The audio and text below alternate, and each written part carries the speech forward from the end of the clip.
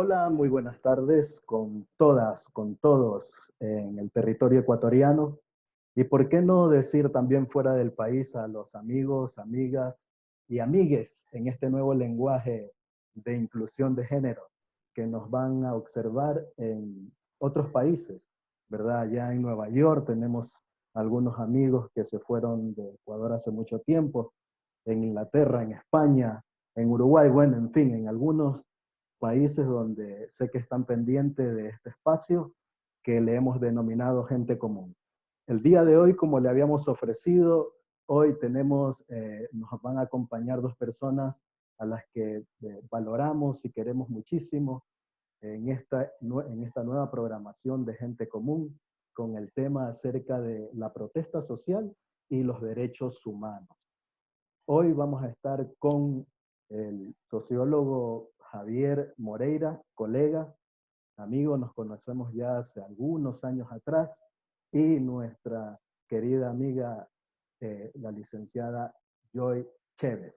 Entonces, por favor, un saludo a la audiencia que sé que ya los van a observar el día de hoy a través de YouTube. Ustedes ya saben, en mi canal de YouTube, Javier Perlaza, me encuentran y van a poder observar el video a partir de hoy porque hoy mismo lo vamos a subir. El tema está interesantísimo, es un tema de coyuntura y nos interesa a todos y todas. Javier, Joy, buenas tardes, ¿cómo están? Buenas tardes, muchas gracias, Javier, por el espacio. Creo importante poder crear todo tipo de espacio que ayude, que beneficie a la ciudadanía a mantener informada, ¿no? Vivimos medios de comunicación mercantiles que no sacan nada, y creo que gracias a las redes sociales se ha podido viralizar todo el tipo de maltrato y injusticia que vivimos hace unos días atrás. Saludos a todos, pues me siento muy contenta de estar aquí, de compartir estas experiencias que hemos vivido en esta última semana. Y bueno, pues esta entrevista va a ser bastante interesante. Por supuesto, claro que sí. En realidad, creo que han tenido sin duda alguna mucha intensidad en estos días, me imagino, ¿no? En el sentido de estar siendo contactados por algunos medios alternativos, sobre todo. Porque sabemos que, sí, bueno, sin ánimo de tirarle piedra a los medios tradicionales, pero es la verdad, ¿no? Sabemos que los medios tradicionales a la final no prestan los espacios para que ciudadanos comunes como nosotros podamos de pronto posicionar nuestra voz con mucha fuerza desde esos espacios. Pero para eso tenemos estos espacios alternativos que nos pueden brindar toda la posibilidad de podernos expresar. Y creo que ha sido una semana bastante intensa para ustedes, ¿o me equivoco? Sí, sí, gracias. Hemos tenido la solidaridad de mucha prensa, de muchos medios alternativos, internacionales y nacionales, y yo creo que se ha escuchado, ¿no? Se ha escuchado las narraciones que hemos dicho aquí, y, y eso es importante. Sí, sí, claro, no hay que echarle piedras a lo que ya sabemos, ¿no? La prensa mercantil, pero sí nos queda una reflexión, ¿no? Así es. Cuando no existían las redes sociales, era clarito que podía incidir en el tema electoral, podía incidir en la toma de poder, podía incidir, ¿no? Entonces, Así es. esto no queda duda, creo. Así es. Ahora con estos espacios, pues mucha gente se puede expresar, ¿no? Muchísima gente. Y este es un espacio al que le hemos denominado gente común. Ya hemos tenido otras entrevistas, Javier, yo, y no sé si las han observado, al menos un par de entrevistas. Mañana voy a tener otra con un joven estudiante universitario que va a hablar de manera muy exhaustiva acerca del recorte presupuestario a la educación. Un joven estudiante porque realmente ellos son los mayormente impactados en esta decisión que ha tomado el gobierno hace algunas semanas atrás, ¿no? Y queremos darle un espacio para que ellos también puedan expresarse a través de este segmento. Listo, Joy, Javier, yo tengo ahí colocadas unas imágenes que creo que ya hace rato las personas que van a ver este video por YouTube, Javier Eduardo Perlaza Rodríguez, ahí me encuentra, dale like, compártelo, no sé, invita a alguien, suscríbete a la página, y haz el comentario que desees. Vamos a responder igual tus comentarios. Yo quiero entender lo que estoy viendo en estas imágenes. porque Bueno, estoy impactado. O sea, aquí Diario Expreso dice, plantón por el luto en Guayaquil termina en represión policial. Otro ciudadano dice, no hay presupuesto para educación, perdón, pero sí para represión. La coordinadora, ¿verdad? La coordinadora de organizaciones sociales del Guayas, que es a la cual ustedes pertenecen, dice, nuestros compañeros están detenidos bajo la figura de contravención. Preguntan, ¿de qué? Los policías iniciaron con instigamientos. Están ahí los videos. Y es verdad, hemos visto los videos todos estos días durante toda esta semana. Pero necesito que ustedes nos expliquen, ya que ustedes fueron los que vivieron este escenario, nos puedan explicar el día de hoy qué fue lo que sucedió. ¿Cómo así esta agresión de la policía hacia ustedes que se encontraban en un escenario de manifestación pacífica? Joy o Javier, cualquiera de los dos. yo no.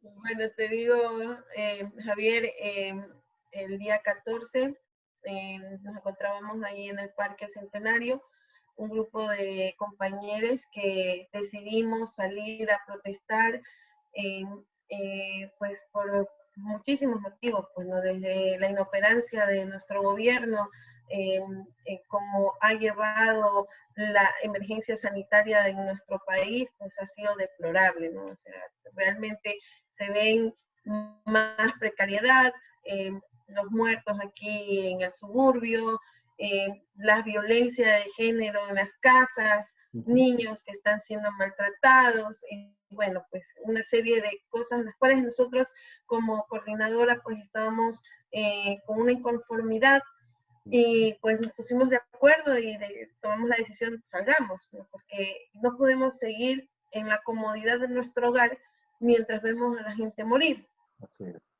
Entonces, al momento que decidimos, nos encontramos aproximadamente unas 40 personas en el Parque Centenario, que era el punto de encuentro, y bueno, pues la policía ya se encontraba, porque obviamente nuestras convocatorias son públicas, porque claro, queremos que la gente asista y que levante la voz de protesta, pacífica siempre, ¿no?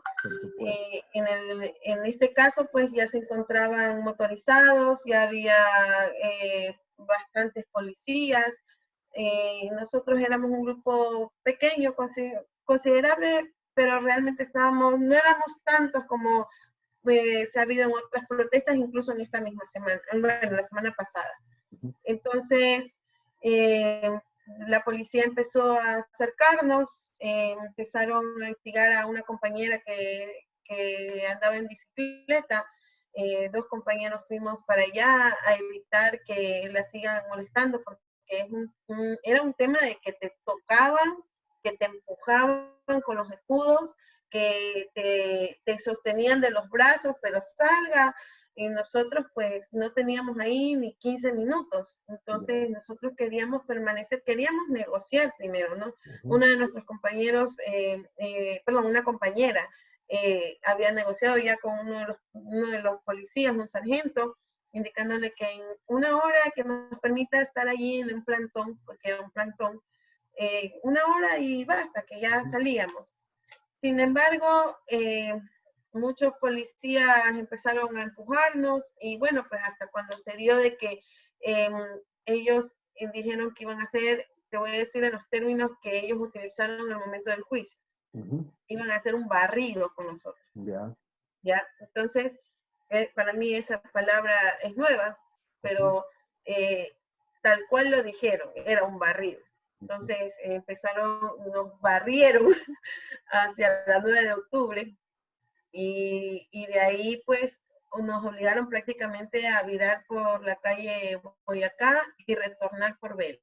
En cada calle había ya un cordón de policías con motos esperándonos para que para direccionarnos a las calles donde ellos nos querían ubicar. ¿Ya? Porque viendo los videos realmente ellos nos direccionaron a donde fue el conflicto. El conflicto se suscita en la calle Vélez y Rumichaca.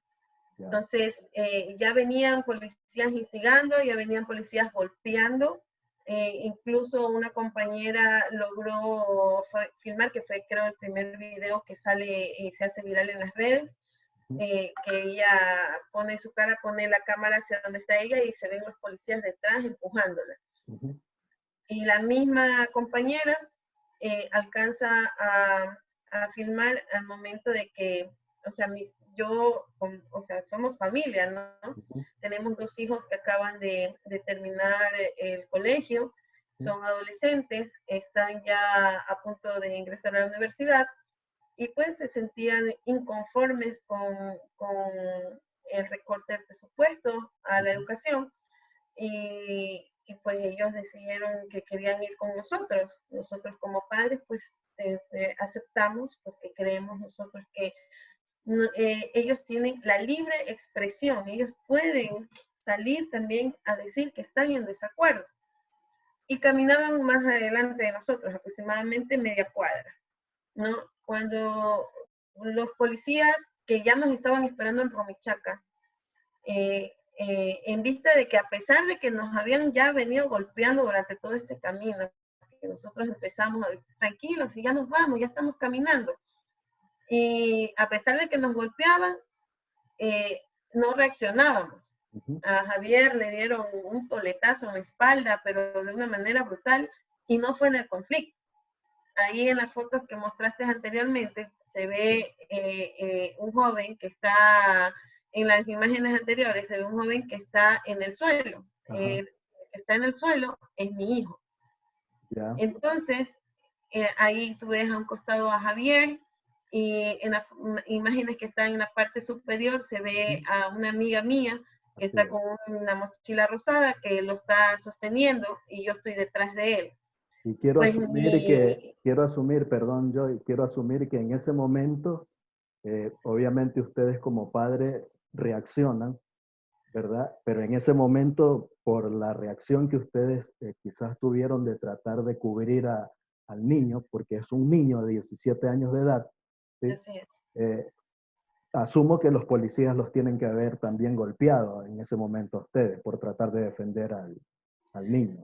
O sea, el momento que yo veo que le están golpeando a mi hijo, pues salgo como madre y corro y me pongo al frente de los policías que están allí. Solo se ven ahí como 4 motos que están de frente. Me pongo al frente y extiendo mis brazos para que no se le acerquen a mi hijo. Entonces ahí tú ves a Javier y que está con un policía y está con un escudo. Entonces lo que hace Javier es poner el cuerpo para que el policía no le siga dando toletazos a mi hijo. Claro. Entonces la policía, al ver mi reacción de extender mis brazos y ponerme al frente de ellos para que no se les acerque, pues me lanzaron gas en los ojos, en la boca, no veía nada y yo lo único que pasé gritando es mi hijo, no se le acerquen, es mi hijo. ¿Ya? Y bueno, pues en ese momento vinieron no sé cuántos policías, porque lo que veo en el video eran muchos, pero, o sea, soy mujer y no sé si era necesaria tanta violencia. Ya, para empezar, nunca he sido una mujer violenta y vienen tantos policías y me caen encima para inmovilizarme, entre comillas, pues, ¿no? Cuando nunca puse resistencia, simplemente gritaba, es mi hijo, y luego pues nos metieron a Javier y a 2 compañeros más, pues que lógicamente al verme en el suelo, golpeada, y que me están dando algunas personas, y ellos pues intentaron ayudarme, pero tampoco pudieron porque llegaron más policías y también de manera abrupta nos metieron a los carros de los patrulleros y nos llevaron a 4 personas de Yo ahí, compadre, Javier, quisiera un poco dar una acotación, ¿no? Aprovechando este espacio y aprovechando que acaba de salir, lo acaba de decir hace unos minutos, que el gobierno garantiza la libre expresión, ¿sí? de que sin ser agredidas o agredidos. Entonces, quisiera que el público vea, pues de repente nos estamos inventando y yo puse la mano del policía en mi cuello y de repente mi esposa se tiró gas sola en la cara, ¿no? Porque es prácticamente lo que nos estaban indicando, ¿no? O sea, yo no sé cómo puede ser una tipa tan, eh, creo yo, que quiere tapar la realidad, me parece un acto bochornoso, ¿no? Y ridículo, sobre todo, ¿no? No puede ser que se diga de que estamos en libre expresión cuando vemos los videos y vemos el imágenes que estamos viendo, ¿no? Que en este rato estamos analizando. Pero por otro lado, sí me gustaría hacer no un análisis de lo que ella, o sea, ella está contando los hechos, pero me gustaría dar un análisis de qué está ocurriendo con el grupo policial Humo, ¿no? Listo. Que son personas despiadadas, primero que son funcionarios públicos, Así ¿no? es. Así es. Un funcionario público y no están identificados, ¿no? Te quitan las cámaras, te quitan las cosas y no sabes a quién reclamar. La policía te dice, bueno, pero tienes que denunciar. Muy bien, ¿a quién denuncia? Así es. ¿Con qué? Si no se lo ve, están en motos, están camuflados, están tapados, no tienen identificación. Primero que eso. Lo otro es que hay una represión que va por encima de todos los tratados internacionales. Es decir, ¿para qué están los tratados de derechos humanos a nivel internacional, la Constitución, el Código de la Niñez? Porque ojalá que Joana en la segunda parte de esto que cuente ella un poco, va a contar un poco el tema de juicio. Creo que tenemos la libertad, los padres y las madres, de llevar a nuestro hijo, a nuestra hija, o sea, a una manifestación, ¿sí?, pacífica, y teniendo la certeza de que la policía debe cumplir su función de precautelar, ¿sí?, la seguridad del ciudadano o la ciudadana. ¿Sí? En ningún momento yo pensaría de que un policía comience a pegarle, 4 policías, comience a pegarle a un adolescente que no representa peligro alguno. 4 policías le pegan a una mujer que no representa peligro alguno. Es totalmente inconcebible. O sea, que le echen gas lacrimógeno en la cara, dentro de la boca.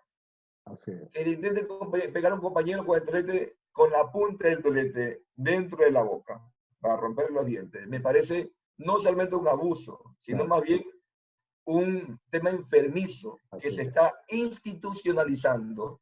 Ese es el problema. Y ahí viene porque se está institucionalizando la violencia, ¿sí?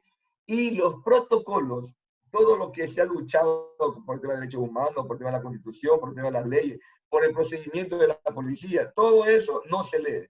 No se lee. Simplemente hacen lo que se imaginan que es un barrido, lo que se imaginan de que es de disuadirnos, porque no nos querían dejar salir. Es decir, nos cercaron de lado a lado. ¿Por dónde salían? Nos cercaron de lado a lado. Claro, éramos ahí, 40 manifestantes, 15 policías. Y luego, a 3 cuadras, éramos 20 manifestantes, 40 policías. Ya era evidente que había otra intención. Dentro del análisis, ¿sí?, de los protocolos de la policía, 15 policías para 40 manifestantes es mucho. O sea, es una gastadera de recursos que da miedo. Gastaron recursos, gastaron energía. Entonces, es claramente direccionado y el mensaje que querían hacer llegar. Era clarísimo. Ustedes salen, le vamos a pegar, le vamos a meter preso, ¿sí?, para que les quede claro y no les quede ganas de salir, para mantener el miedo. Entonces, esa institucionalización del miedo, que el gobierno lo ha tomado como denominador común, ¿sí? El miedo, generar miedo, ¿no? Generar conflicto, generar erosión social en los sectores populares, echándole la culpa al pobre, ¿sí?, a las personas de escasos recursos, echándole la culpa que por ser indisciplinados les pasa eso. Y vemos cómo personas dentro de las redes defienden a la policía y nos echan la culpa, inclusive nosotros que nosotros atentamos a la seguridad porque tenemos que irnos en casa para no contagiarnos. Observé Cuando incluso vemos una metrovía, ¿sí?, una metrovía a la 1 de la tarde, 1:30, que pasa repleta. Y sin embargo, eso nos sacan, ¿no? Entonces vemos un San Brondón donde hacen juegos, donde hacen fiestas. Vemos sectores, entonces es un tema de clase. Yo quisiera que quede muy bien posicionado esto. El maltrato, ¿sí?, es un tema de clase. Porque no ocurre esto con la gente que ha estado robando con las compras públicas, ha estado robando por el tema de sobreprecios. No ocurre nada de eso. A lo máximo los destituyen y ni siquiera los mandan a juicio porque se oponen. Entonces, creo que se ha institucionalizado el miedo, la violencia, y se intenta crear una deshumanización en los sectores populares, ¿no? Tú puedes observar ahí, Javier, en tu pantalla de tu computador o de tu celular, y lo mismo nuestros amigos que están observando el video. He colocado solamente 4 instrumentos de carácter internacional que garantizan el escenario de la protesta social, ¿sí? Al menos 4, hay un montón, pero quise ubicar 4. Ahí está la Carta Universal de los Derechos Humanos, el Pacto Internacional de Derechos Humanos, por el otro lado tenemos la Declaración Americana de los Derechos y Deberes del Hombre, que en el artículo 21 dice lo siguiente: toda persona tiene el derecho de reunirse con otras en manifestación pública o en asamblea transitoria, en relación con sus intereses comunes de cualquier índole. Y también, como nos referimos hace un rato sobre el maltrato que recibió uno de sus hijos, de 17 años de edad, ojo al gobierno nacional, ojo a la policía con lo que estamos haciendo, ¿no? Y tú mencionabas algo, que los padres pueden decidir cómo orientar a sus hijos.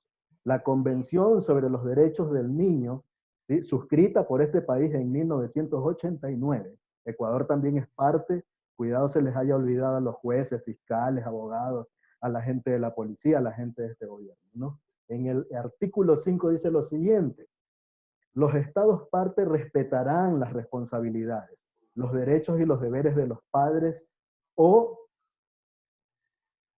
tutores, ¿verdad? U otras personas encargadas legalmente del niño de impartirle, en consonancia con la evolución de sus facultades, dirección y orientación apropiadas para que el niño ejerza los derechos reconocidos en la presente convención.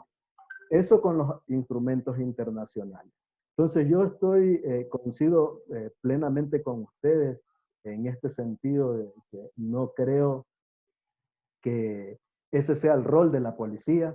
Yo cuando vi las imágenes en los videos que empezaron a circular por redes sociales, porque no solamente estaban los videos de Diario Expreso, habían personas de los edificios que también estaban grabando lo que estaba pasando en ese momento cuando el grupo que salió a manifestarse de manera pacífica en la ciudad de Guayaquil, a partir del Parque de Centenario, ¿verdad?, fueron reprimidos por la policía en ese uso excesivo de la fuerza de parte de esta institución pública. Yo empecé a notar y me quedé totalmente sorprendido, porque fue Javier y yo y como trasladarme en algún momento a ese escenario de octubre del 2019. ¿No les pareció a ustedes cuando ya después que ustedes pasaron todo esto, pudieron observar los videos, las fotos? ¿Qué les trajo a la memoria de pronto este momento? Claro, la represión de octubre y la represión del 99, ¿no? O sea, vimos cuando realmente no vivíamos un Estado de Derecho, ¿no? O sea, era un tema fatal. Así es. Entonces, es totalmente inaudito creer, ¿verdad?, que los derechos deban de coartarse a los ciudadanos y a las ciudadanas que querramos expresarnos de alguna forma, de las múltiples formas como hay para expresarnos. En este caso, ustedes decidieron salir a posicionar un mensaje pacífico a la calle para que despertemos por lo que está pasando, ¿verdad? Pero la Constitución de la República ampara pues también el proceso de la protesta social, ¿sí? Lo ampara en los artículos 98 y en el artículo 96. Lo mismo el Código de la Niñez y de la Adolescencia ampara que los niños, de hecho dice el artículo 62 del Código, derecho a la libertad de reunión. Los niños, niñas y adolescentes tienen derecho a reunirse pública y pacíficamente para la promoción, defensa y ejercicio de sus derechos y garantías.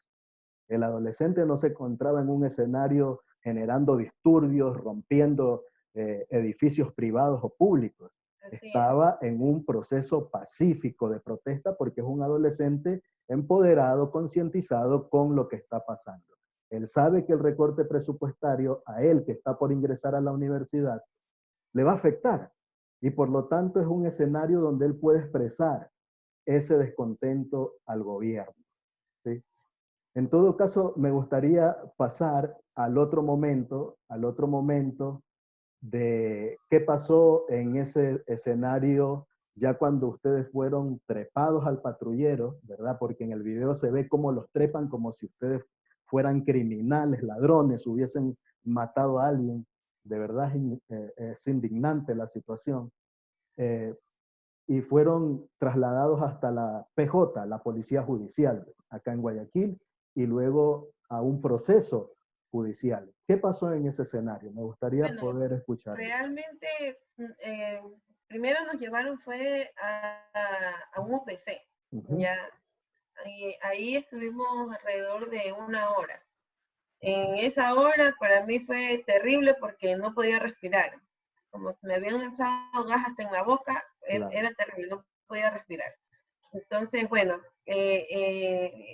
luego nos llevaron al cuartel modelo. Déjame contar, disculpa que te corte ahí, déjame contar algo que lo publicó un compañero que estuvo afuera y que llegaba cuando nos cogieron presos, llegaron a buscarnos, gente, amigos, al UPC, ¿no? Okay. Que escucha, y él lo publica, hace un rato lo publicó ayer, que nos indica que él escuchó que un policía le decía afuera, ahí está el que se ahoga, pero para estar en la protesta haciendo relajo, está bien, ¿no? O sea, me parecía fatal, ¿no? Que un policía, ¿no? Un funcionario público que debe precautelar tu vida, tu seguridad, diga eso, ¿no? Increíble. Y de ahí nos tuvieron pues incomunicados, estuvimos incomunicados alrededor de 5 horas, nos llevaron de Estadio Modelo a la fiscalía luego al modelo. Bueno, pues gracias a los compañeros de Derechos Humanos y la Defensoría del Pueblo que se hicieron presentes inmediatamente y que no se despegaron de la fiscalía, estuvieron ahí esperando y insistiendo que les dieran noticias de nosotros, pues nosotros nuevamente nos llevaron a la fiscalía ya en la noche, en la cual no nos dieron ninguna sentencia. Ya todavía no se hacía ningún juicio. Tuvimos que esperar hasta el siguiente día para que se hiciera el juicio. Tremendo. Al momento del juicio fue impresionante ver que los policías me hicieran la denuncia. Es más, yo estaba detenida y ni siquiera sabía por qué. Claro. O sea, hay algún preámbulo, había una condición que nos dejaban libres, ¿sí? Si es que pedíamos disculpas públicas. Increíble, ¿no? ¿Sí? Como no aceptamos, o sea, y no aceptamos fue el siguiente día, la policía fue la víctima. Sí, nos fuimos al juicio y ellos sacaron todo la podredumbre que pudieron haber sacado, ¿no? Claro. Y, oye, yo ni siquiera sabía por qué me estaban denunciando. Cuando ya veo, en el momento del juicio me entero que era por una contravención, porque yo había estado insultando a los policías, yo y mis compañeros, ¿no? Mis compañeros y yo, insultándole a los policías de manera soez, ¿ya? Que le he denigrado y que a una policía, hay una foto que sale en el Expreso, que la usaron de prueba. En esa foto le hacen una captura de pantalla y en esa foto se me ve a mí con una mascarilla en la mano. Pero estoy con mis brazos extendidos, la cara hinchada, roja, del gas lacrimógeno, ya, y con los ojos semiabiertos, ya, pero realmente no podía ver en ese momento ya, solamente estaba gritando. Pero como tenía una mascarilla en la mano, esa mascarilla ha sido de una policía, la cual indicó que yo la había expuesto a que se contagie el virus, ya. Y otro policía indicó que yo le había dañado su indumentaria, una camisa de la policía, y que había destruido bien público, porque la camisa de él era un bien público, ¿ya? Porque se las dotaba el Estado.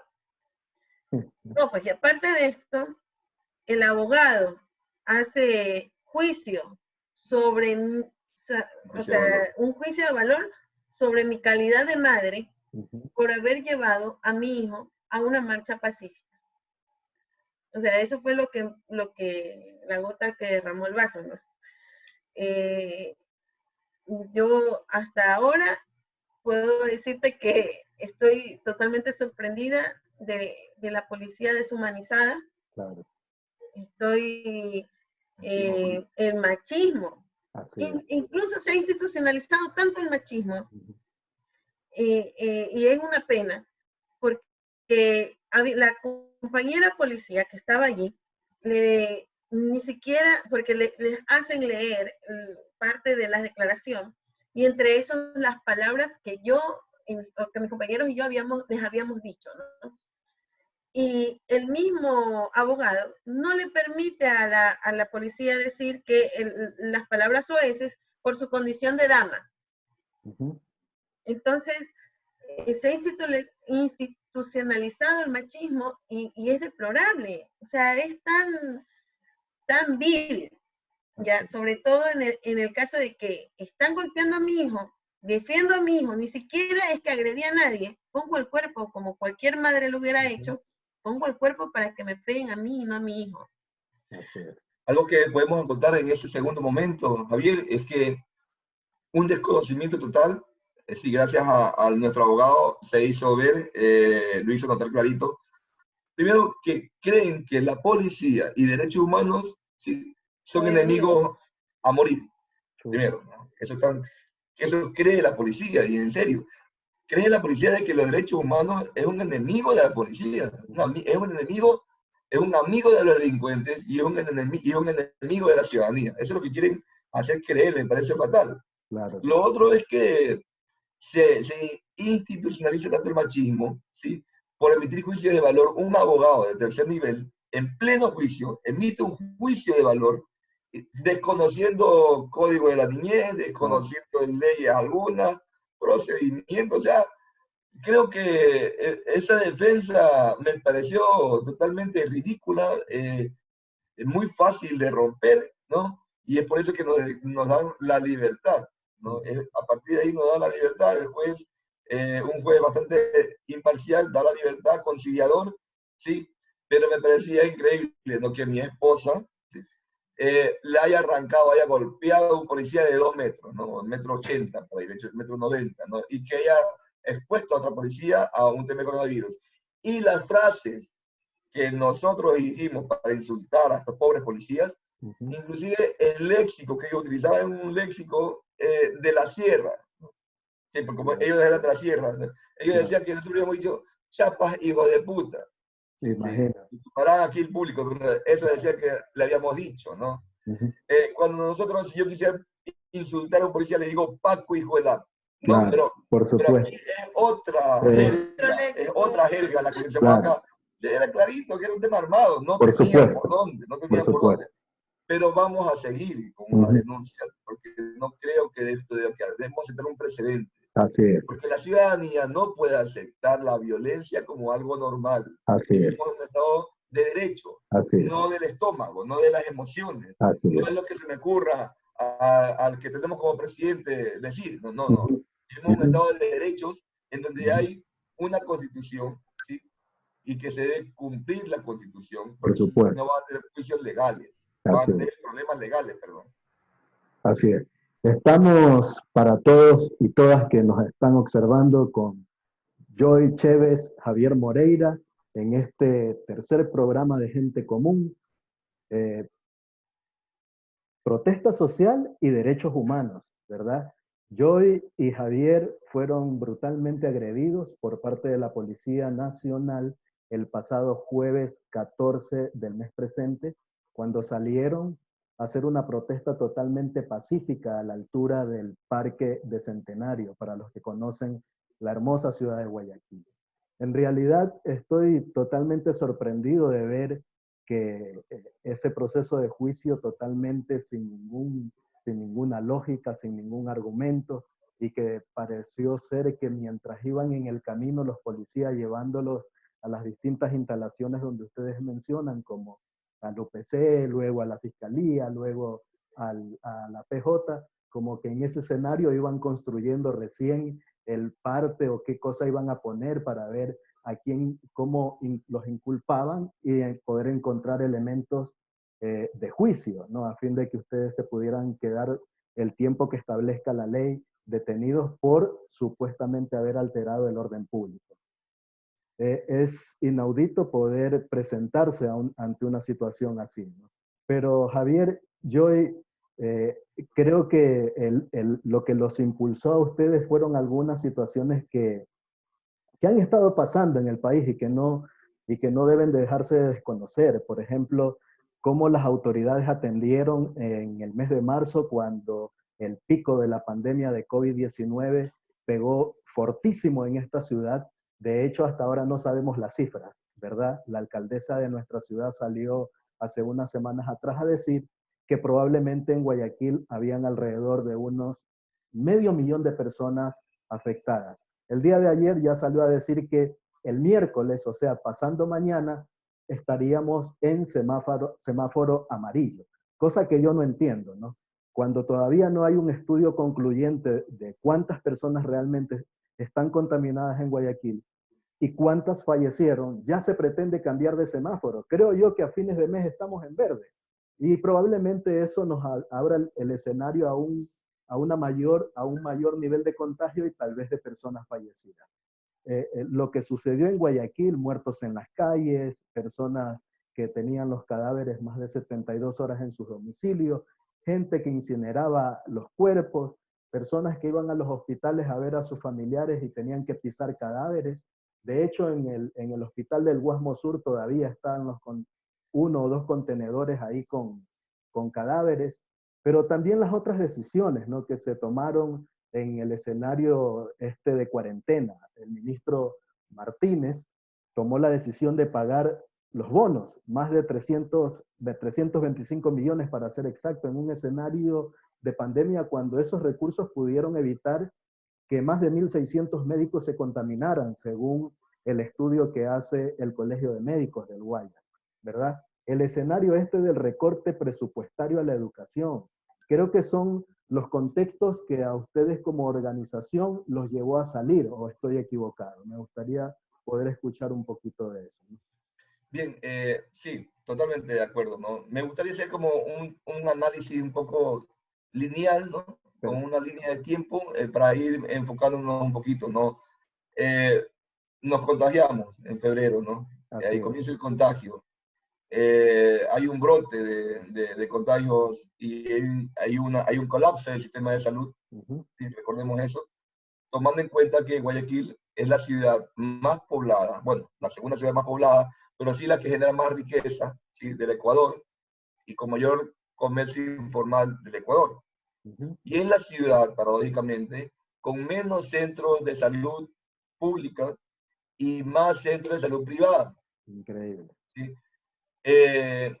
Si el 1.8% de los ciudadanos y ciudadanas de Guayaquil se enferman, el sistema de salud colapsaría. Totalmente. Muy bien. Eso ya ocurrió. Entonces colapsó el sistema de salud. Luego de eso salen las declaraciones del gobierno, como siempre, echando la culpa al pueblo, indicando que fue la indisciplina de la gente, y esos videos que se viralizaron, que esa indisciplina de la gente, de los sectores populares, hace que aumente la enfermedad, la pandemia, ¿no? Y veíamos nuevamente institucionalizando la violencia, como militares le cortaban el pelo a la gente, les pegaban, los garroteaban, ¿no? Y mucha gente, sectores populares, aplaudían eso. Clase media, clase alta, gente pobre, ¿no? Todo el mundo aplaudía esa violencia, ¿no? Entonces, ellos estaban bien pegándole, porque a los violentos hay que pegarles, ¿no? Y hay que decir, hacer un paréntesis. Que un policía le pegue a un ciudadano o ciudadana, es decir, un policía es un funcionario público, significa que un profesor o una profesora, ¿sí?, de tu hijo o tu hija, si tu hijo se porta bien mal, muy mal, puede coger un garrote y le puede pegar o le pueden cortar el pelo. Porque si está justificando de un lado y está justificando la violencia, entonces tiene que justificar por todos lados. Eso me parece inaudito, ¿sí?, que justifican. Hay protocolos que deben seguir, meterlos presos, lo que tenga, lo que diga, establezca la ley. No dice golpear, no dice cortar el cabello. Ahí, gracias por el paréntesis, que tenía que hacerlo, ¿no?, hace tiempo. No te preocupes. Lo otro es que no hay un análisis, se habla del centro de Guayaquil disciplinado, pero no se centra en que Monte Sinaí no tiene agua, por supuesto, no tiene alcantarillado, son sectores donde viven personas en viviendas de casa de caña o de cemento, tal vez algunas con suerte, con techo de zinc, con piso de tierra, sin agua, con de 4x4, donde viven 8 o 10 personas. En hacinamiento. Entonces, no concuerdo con algunos filósofos que dicen es que el coronavirus democratizó la muerte. No, no creo en eso. No. Que de repente algunos fallecieron, pero no democratizó la muerte. La gente que murió, en su gran mayoría, fueron personas pobres, de escasos recursos económicos, que no tuvieron el chance de comprarse la medicina y no había agua para poderse dar el cuidado de bioseguridad que lo establece el propio COE. Así es. Entonces, hay que enfatizar ese sitio. Lo otro, no se analiza el partido de fútbol que autorizaron en plena pandemia. Totalmente. ¿Y dónde fue el partido de fútbol? En el suburbio. ¿Dónde fue el mayor índice de muerte? En el suburbio. Así es. ¿Dónde que recortaron el presupuesto para la atención a personas adultas mayores? En el suburbio. Bajo el análisis de los quintiles de pobreza. Como el suburbio ya tiene agua, ya tiene luz, entonces ya no son tan pobres y no miden abandono, no miden otro tipo de vulnerabilidades que no están relacionados a la infraestructura. ¿Dónde está el análisis de ese error del MINES? ¿Dónde está? Ojo, lo otro, no ven la metrovía, sistema de transporte masivo, ¿sí? En donde la gente se contagiaba full. No fue problema ahí. Fue el problema por los indisciplinados, los hacheritos, los fumadores, los borrachitos que están en la calle, esos ladroncitos indisciplinados, es que hacen que esto esté mal.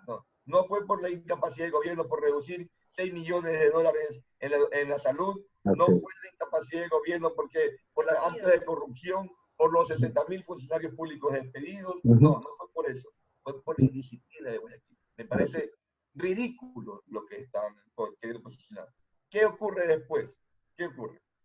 Viene la prensa internacional y no pueden tapar, y salen a pedir disculpas, como que si fuera así. Pido disculpas, ya no, o sea, no, hay juzgamiento, hay un ejercicio de derecho que se tiene que respetar, ¿no? Que no se está cumpliendo.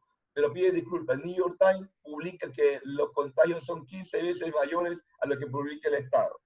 La muerte la vemos en los sectores populares, como olían por todos lados, con la gente llamaba desesperada porque habían muerto personas adultas mayores, porque estaban enfermas, porque no tienen que comer.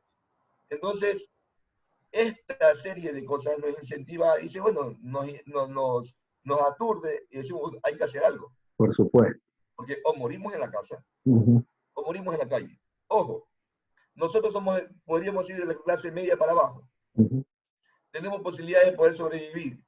Pero ¿qué pasa con la gente que no?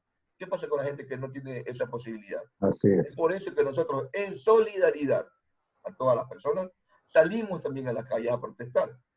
Salimos a decir que estamos en contra. Pero eso debe ser protegido por la ley, no debe ser reprimido.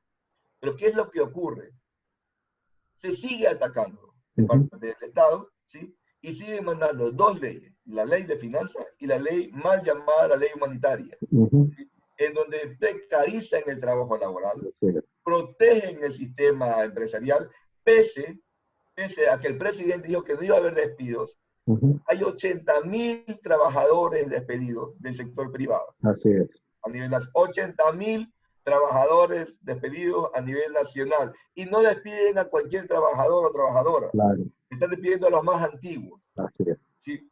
Y encima de eso, los blinda, ¿sí?, con una ley humanitaria, en donde le da mucho poder a las empresas, ¿sí?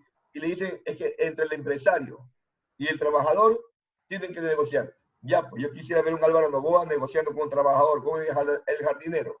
Yo quisiera ver negociando. No existe, eso es ridículo, claro, eso no hay. Pero ¿qué ocurre? Es que si la propia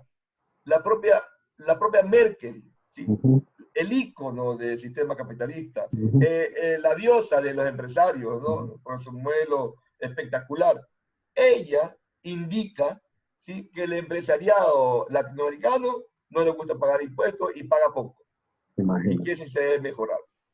¿Qué toma como pretexto el gobierno dentro de esos análisis de esos economistas ortodoxos? En la que indican, es que el sueldo básico ecuatoriano es el más alto de Latinoamérica.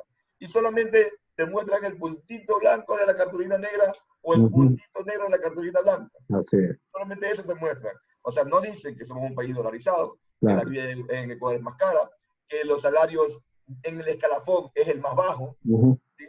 El impuesto es el más bajo, y sin embargo ellos dicen que están llenos de impuestos. Y el presidente les dice al empresario que si donan dinero, ¿sí?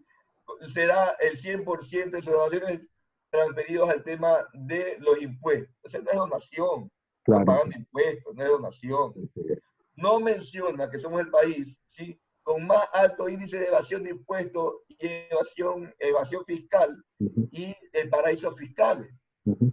¿Sí? No dicen de que estamos dolarizados y no protegen la salida de divisas. O sea, no te dicen nada de eso. Te mandan una nota así folclórica para que puedas, y me parece fatal que los propios asambleístas, que no sirven para nada, claro, está demostrado, ¿sí? Lamentablemente hay que nombrarlo a todos porque eso me parece fatal, ¿no? Me parece fatal. Todos los corruptos están enfocados allá y vemos en las encuestas la institución, ¿sí? La institución menos creíble es la Asamblea Nacional. Entonces, esa Asamblea con poca credibilidad te aprueba esas dos leyes.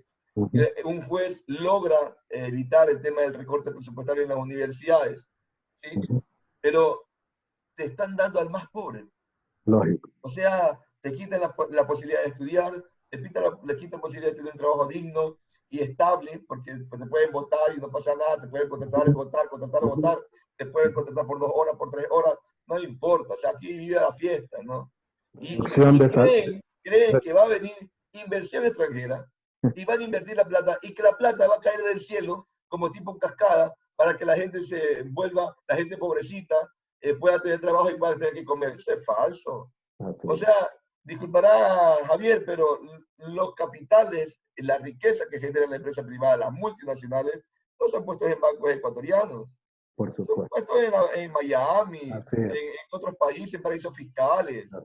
Los empresarios, con sus propios grupos familiares, generan otro tipo de trabajo y la riqueza se queda en los grupos familiares. No se incentiva la economía popular y solidaria. No se da crédito a esas imprentas que están quebrando, cerca de las universidades, a esos restaurantes que están quebrando. No se estimula absolutamente nada. Están protegiendo solamente a la empresa privada. ¿Y a dónde nos va a llevar eso, Javier, compañeras y compañeros que nos están escuchando? A un debacle económico, ¿sí? En donde hay una deshumanización, ¿sí? Y hay una crisis generada por un miedo colectivo. Y eso va a generar más delincuencia, más microtráfico, más violencia. Recuerda que los índices de las mujeres muertas están aumentando, la violencia está aumentando, ¿sí? Y no están dando alternativas. Hay un desgobierno, una falta de liderazgo, ¿sí? Y un acomodo con una corrupción fatal. Entonces, la corrupción está institucionalizada. Por eso la gente debe salir. La corrupción, la violencia de género. Es increíble cómo las empresas dentro del discurso para poner esta ley indican de que están con tantos impuestos, pero si el año pasado declaran 600 millones de utilidades. Si le cobramos el 1% de capital y 2% de patrimonio, podríamos mantener el Estado. Solo con el 1 y el 2% de su riqueza de los 280 grupos económicos del Ecuador. Solo con eso podríamos solventar la economía del país. ¿Por qué no se lo hacen? Argentina es un ejemplo de lo que acabas de decir. El presidente Fernández estableció un impuesto para los 12.000 o 15.000 ciudadanos argentinos más ricos, ¿no? A fin de que ese impuesto pueda generar también recursos para poder levantar la economía de Argentina, que también quedó hecho pedazos después del proceso de Macri y ahora con la pandemia obviamente que se agudiza, ¿no? Entonces sí, o sea, ya no se puede colocar y tratar de tapar el sol con un dedo. El gobierno ha cometido un sinnúmero de equivocaciones y de esas equivocaciones, Javier Joy, hay un escritor filósofo que he venido leyendo en estos últimos días. Se llama Achille Mbembe. Es un filósofo camerunés y él posiciona una nueva noción categórica a la que le denomina nacropolítica. Y precisamente la nacropolítica habla de todo este escenario que tú acabas de describir. Cuando yo vi a un ministro de Economía que al tercer día o segundo día 5 días después, no recuerdo bien, de haberse declarado la emergencia y de habernos declarado en cuarentena a causa de los picos de contagio que iban en crecimiento en el Ecuador y sobre todo en Guayas y Guayaquil, que prefirió pagar 325 millones de dólares a tenedores de bonos, yo pude ver clarito la noción categórica de este filósofo camerunés, nacropolítica. Eso es nacropolítica, es un instrumento, utilizar la política como instrumento de muerte, porque en la nacropolítica se describe y se toma decisiones de quién vive y quién muere. ¿Sí? En Bembe, obviamente porque está en un contexto, imagínate Camerún, obviamente África, ¿no? Donde hay un sinnúmero de dictadores, de guerrillas, etcétera. Entonces, esta nueva noción categórica nos permite entender y interpretar en alguna medida cómo los gobernantes y cómo las instituciones toman decisiones a fin de decidir quiénes viven y quiénes mueren. En el momento en que decidieron pagar 300 y pico de millones de dólares a los tenedores de bonos, decidieron quiénes iban a morir y quiénes iban a vivir. Y obviamente es un respeto absoluto a ustedes, a la coordinadora, por impulsar, por no quedarse callados, a pesar de haber sido reprimidos. Ahí están las imágenes, amigos, amigas, las pueden encontrar en Facebook, en el Expreso, en la Extra, etc. De no quedarse callados, ustedes van a continuar y siguen en la lucha. Entendemos que hace unos días atrás el decreto 1502, si mal no me equivoco, está en el Twitter del señor presidente de la República, Lenín Moreno, se establece la ampliación del decreto de estado de excepción, ¿no? Y hay mucha gente, creo, confundida, que cree que en un estado de excepción se coartan los derechos. Se limitan, no se coartan, ¿sí? De hecho, la propia Carta Americana de Derechos Humanos, en el artículo 27, inciso 1 y 2, voy a leer el inciso 2 rapidito, dice lo siguiente: la disposición precedente no autoriza la suspensión de los derechos determinados en los siguientes artículos, que se encuentran en la misma Carta de los Derechos Americana de los Derechos Humanos. Derecho al reconocimiento de la personalidad jurídica, derecho a la vida, derecho a la integridad personal, prohibición de la esclavitud y servidumbre, principio de legalidad y de retroactividad, libertad de conciencia y de religión, protección a la familia, derecho al nombre, derechos del niño, ¿sí? Derecho de la nacionalidad, derechos políticos, ni de las garantías judiciales indispensables para la protección de tales derechos. Ninguno de estos derechos se tienen que coartar en un escenario de estado de excepción. A lo mucho se pueden limitar, ¿sí? Y que van en función de, por ejemplo, en el caso de Ecuador, el toque de queda inicia, ¿en qué horarios? 2 de la tarde. ¿No? 2 de la tarde a 5 de la mañana. La manifestación de ustedes, compañeros, ¿en qué horario se realizó? 8:30 de la mañana. 8:30 de la mañana. Estaban en todo el escenario que todos estos instrumentos que hemos revisado hoy lo permiten. Lo permiten. Entonces, colocar esto en el video para que la gente conozca, porque a veces nos atemorizamos y no decimos nada, no nos expresamos, no queremos salir por miedo, ¿sí? Porque ese es uno de los principales instrumentos que también en la macropolítica se analiza, el miedo.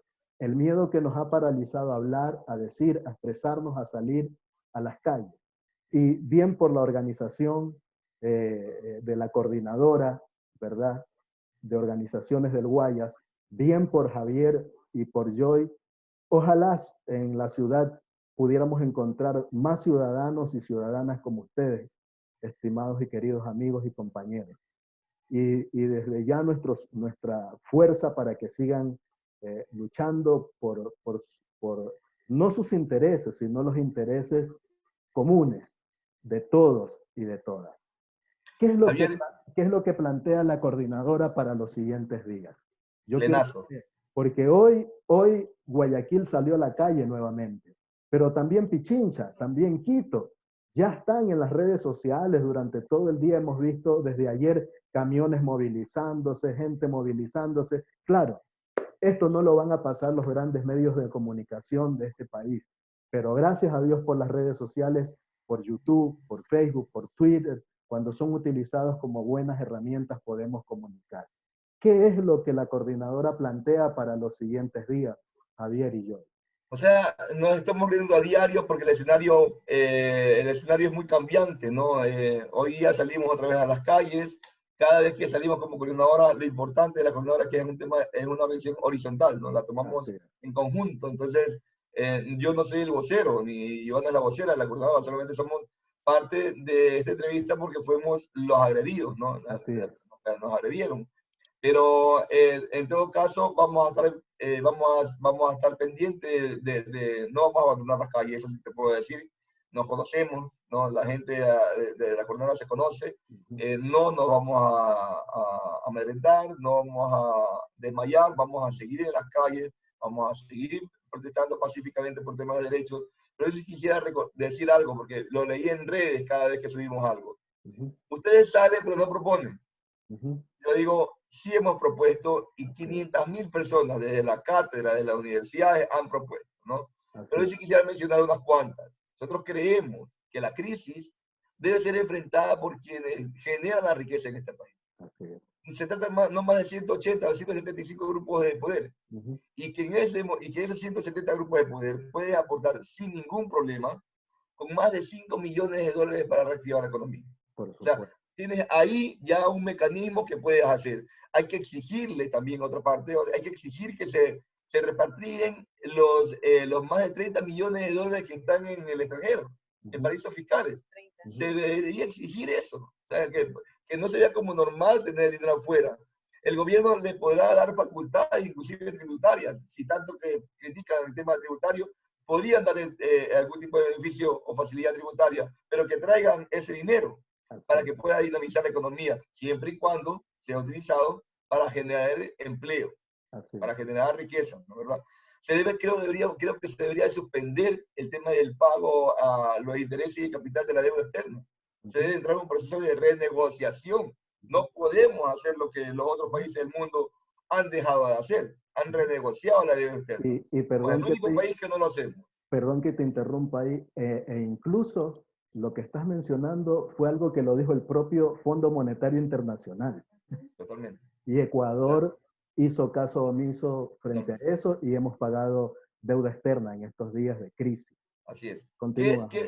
Creo que también se debería generar un fondo para reactivar la agricultura, es decir, principalmente a la campesina, que es la que se encarga de proporcionar nuestros alimentos y el que no nos hemos muerto de hambre, ¿no? Debería haber un fondo para reactivar la agricultura, para reactivar la economía popular solidaria, ¿sí? El intercambio entre consumidores, campo, ciudad, debe haber una reactivación en serio de eso. Creo que también hay que castigar a productos suntuarios. No puede ser posible que un queso holandés compita con los quesos de la comunidad de la provincia de Bolívar. Así es. O sea, me parece fatal.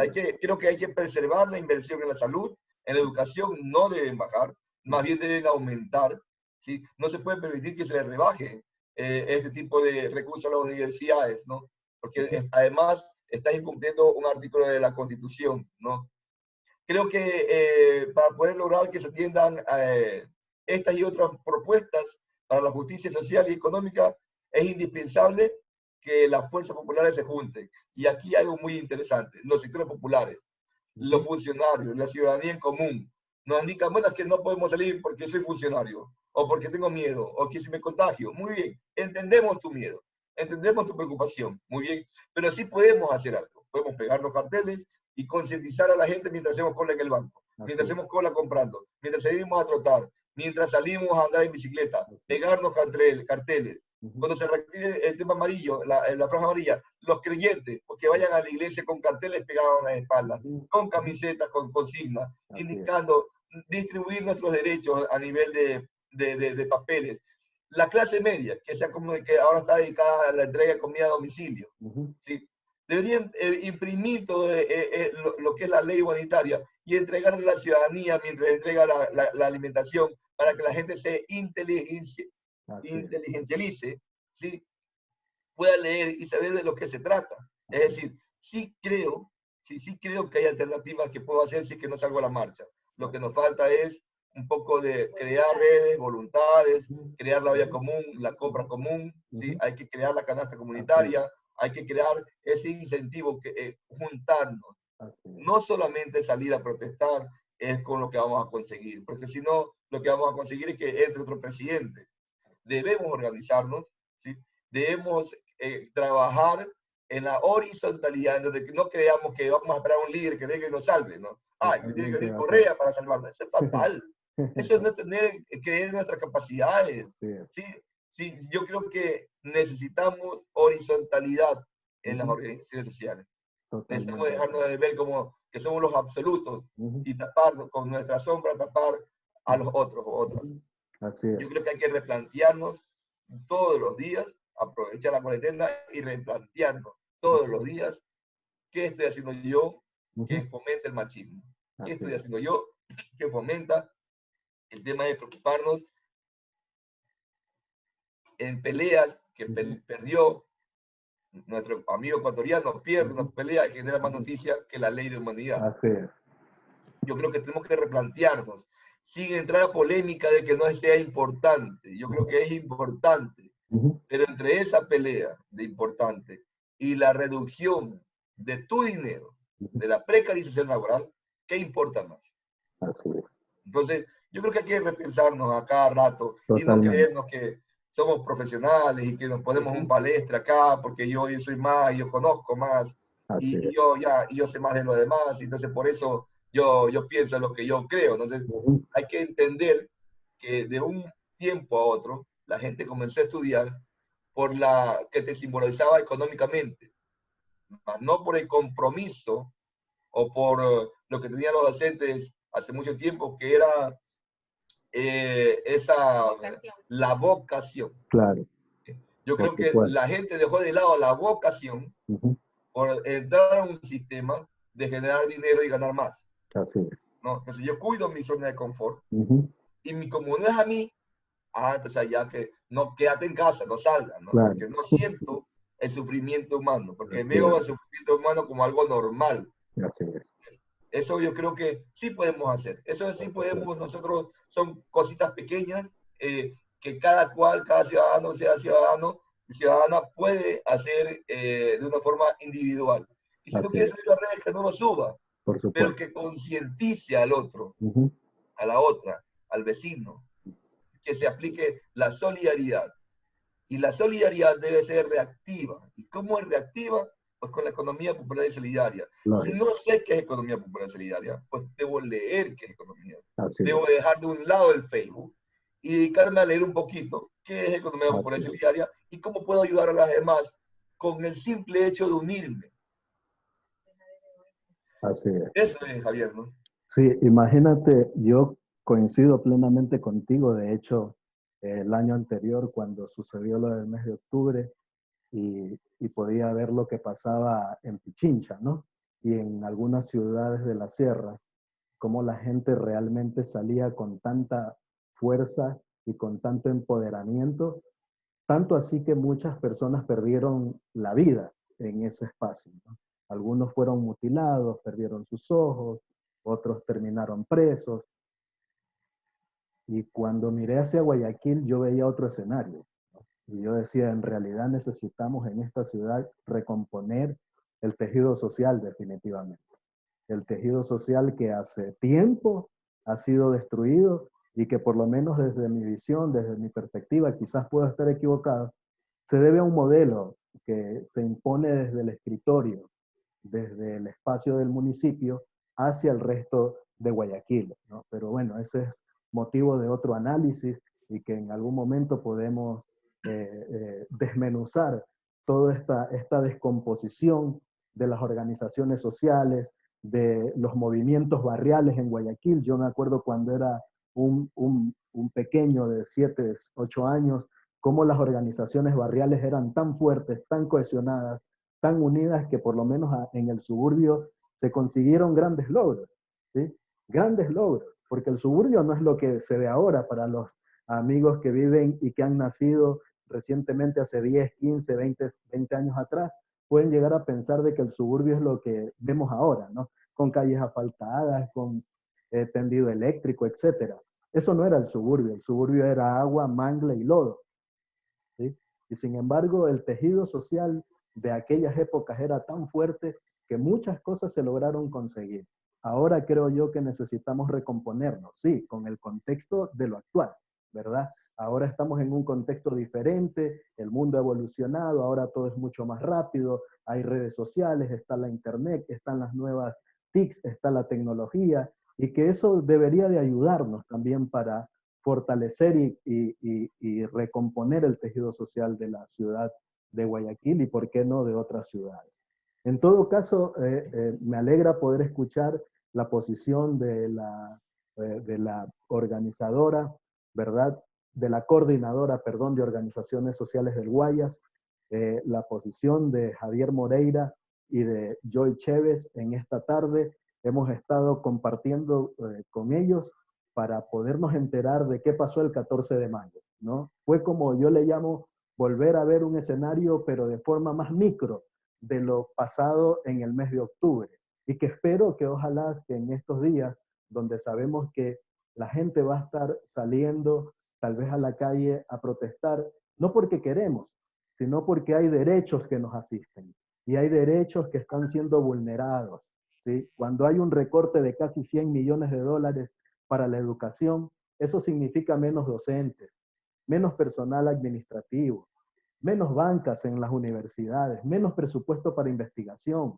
Tal vez muchos estudiantes no van a poder acceder a la educación porque se recorta el presupuesto. Más cargas para los docentes que tal vez se van a tener que quedar impartiendo la cátedra. Tal vez van a ser recargados en sus posibilidades de poder. ¿Y eso qué implica? Una disminución en la calidad y en la calidez de la educación pública de este país, ¿no? Entonces, Javier, yo para concluir, quisiera cerrar la entrevista pudiendo permitir una vez más que ustedes puedan darle motivar a la ciudadanía, ¿verdad? Que va a estar observando este video y pues poderme despedir. Estoy seguro que no va a ser la última vez que nos veamos en este espacio. Pronto vamos a tener otro tema con ustedes y va a ser también la oportunidad de una vez más poderse expresar a la ciudadanía de gente común en este espacio que hemos aperturado. Javier, Joe, si quieren decirle algo a la ciudadanía, ya para despedirnos. Esta experiencia, mala experiencia, nos deja algunas enseñanzas. La primera es que nosotros somos ciudadanos, ciudadanas, que estamos en voz de protesta pacífica, que no tenemos que tener ningún tipo de miedo, porque el Estado nos debe de amparar. Estamos en nuestros derechos. Que la siguiente enseñanza es que hay que invertir más en lo que es la erradicación de la violencia de género. Lamentablemente se institucionaliza la violencia de género y se sigue viendo estos escenarios, siguen aumentando casos de femicidios, siguen aumentando casos de abusos y lamentablemente muchas mujeres están encerradas con sus victimarios. Entonces es importante que no descuidemos esa parte. Estamos en una crisis humanitaria, pero no hay que descuidar esa parte que es muy importante. Y pues la última enseñanza es que esto, en vez de debilitarnos, nos hizo más fuertes. Te lo digo como mujer, como madre, como esposa, amiga, compañera, hija. Volveré a salir a las calles, volveré a levantar mi voz en protesta, porque no es solo mi voz, es la voz de aquellos que no pueden salir, es la voz de aquellos que están muertos, es la voz de aquellos que viven las injusticias. Entonces, mi condición de docente, mi condición de madre, de amiga, hija, mujer, no me permite quedarme en mi casa. Yo creo que ya mi compañera de vida lo ha dicho todo, y yo quisiera más bien acotar por otro escenario que es, finalmente, que no nos olvidemos que estamos en un escenario preelectoral, ¿no? Y que gracias a la vida este gobierno ya está a punto de irse. Pero ojo que puede venir otro gobierno peor, ¿no? mucho más nefastos, inclusive, que puede reactivar los escuadrones de la muerte, las desapariciones de líderes, como pasa en Colombia, como pasa en otros países, ¿no? Por ello yo creo que es indispensable que las izquierdas, las organizaciones sociales, ¿sí?, comiencen a generar alguna serie de, propicien espacios de reflexión, ¿no? Hay que propiciar espacios de reflexión, de concentración, con una agenda progresista de país, no bajo sus propios intereses. Creo que en ese contexto de esa agenda, el programa, hay que tener programas a favor de la igualdad, de la equidad, de la sustentabilidad, ¿sí? Se debe definir, inclusive, que las candidaturas que se les ocurra poner deben tener a los mejores hombres y mujeres, ¿sí?, o compañeros de LGBTI de la ciudad. Totalmente de acuerdo. ¿Sí? Que no podemos permitir que se pongan candidaturas porque alguien del extranjero dice que debe ser candidato, o porque es amigo del amigo que financia. No, hay que cambiar ese sistema político. Y para poder cambiar el sistema político hay que ganar las elecciones, ¿sí?, y hay que tomar el poder para poder recuperar nuestros derechos. Y si no lo logramos, no vamos a claudicar, pues seguiremos más firmes que nunca. Porque la idea de esto no es un tema partidista. La idea de esto es concientizar y pelear por tus derechos, ¿sí? Nos oponemos a lo anterior, nos oponemos a la hora y nos opondremos a los siguientes que vengan, que no luchen por los derechos, sino más bien por su propio interés. Muchas gracias, Javier. No, más bien gracias a ustedes. Gente común, lo podrán ver el día de hoy. Subiremos este video, esta entrevista, que realmente ha sido totalmente gratificante, interesante. Hemos analizado todo este proceso de protesta social y derechos humanos que sin lugar a dudas ha sido violentado por parte de la fuerza pública a nuestros compañeros. Qué gratificante haberlos podido tener el día de hoy, Javier y Joy. Yo les agradezco por el espacio, por el tiempo. Hemos conversado bastante. Vamos a seguir conversando, sin duda alguna, de todo lo que pasa acá en el país, de todo lo que está pasando también, ¿por qué no?, en América Latina, porque definitivamente lo que le sucede a América Latina también nos impacta y nos afecta a nosotros. El día de mañana tendremos otra entrevista en Gente Común.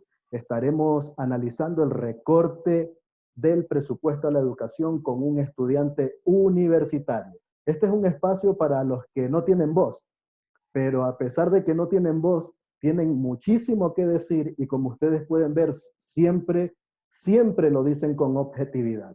Eso es lo importante de este espacio de Gente Común. Así que, compañeros y compañeras, les invito a ver este video, a compartirlo, a darle like y prepararnos para mañana la siguiente entrevista. Javier, Joy, les agradezco por el espacio, por la oportunidad de haberlos entrevistado y sobre todo por la valentía, ¿verdad? Porque la valentía de poderse expresar, sé que así como lo han hecho en este medio, también lo han hecho en otros espacios donde los han estado solicitando y también desafiarnos a todos nosotros, a todos los ciudadanos y ciudadanas ecuatorianas de todo el territorio también que están en otros países. Javier y yo, muchísimas gracias. Nos vemos pronto. Gracias, Javier. Gracias a ti. Gracias. Gracias. Compañeros que nos miran desde este espacio, nos vemos pronto el día de mañana en Gente Común. Muchas gracias.